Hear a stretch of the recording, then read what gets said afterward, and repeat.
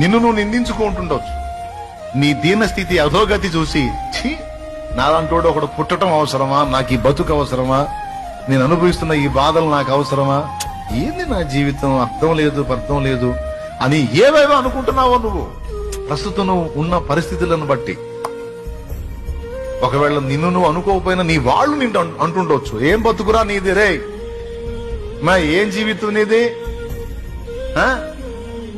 మంచి మంచి వాళ్ళు చేస్తున్నారు, నువ్వు చావట్లేదు,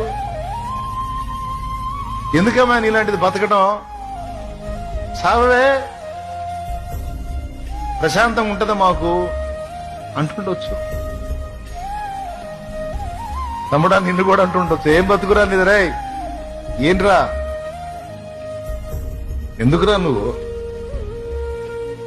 అన్ని నీ జీవితాన్ని ప్రస్తుత నీ దీనస్థితిని బట్టి ప్రతి ఒక్కడు నిన్ను తేలిగ్గా చూస్తుండొచ్చు, లేదా నీకు నువ్వు అనుకుంటుండొచ్చు, లేదా నీ వారికి అలా నువ్వు కనపడుతుండొచ్చు. వాడు కూడా వాళ్ళ కుటుంబానికి అంతే కనపడ్డాడు.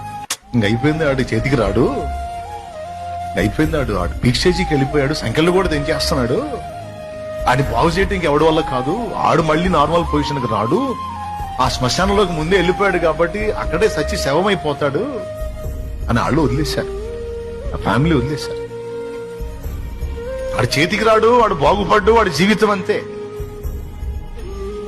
వాడు కూడా తన మీద తన ఆస్తి తీసేసుకున్నాడు. కానీ యేసు వెళ్ళి వాని కోసమే వెళ్ళాడు.